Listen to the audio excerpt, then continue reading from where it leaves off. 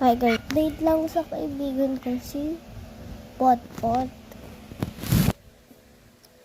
Tinawagan ko po siya kahapon. Noon po, nag-start kami sa mga Roblox. Then, kaya pala sinasabi yung Potpot sa 33, sa 50,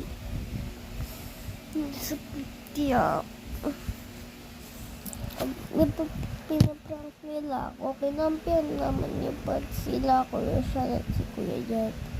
Kasi kapatid niya siya. Yeah, napapayak talaga ako kasi was nainis talaga ako, napapayak ako. Tapos na-heartbroken ako so fast. I think I need to do a part 2 for this. I think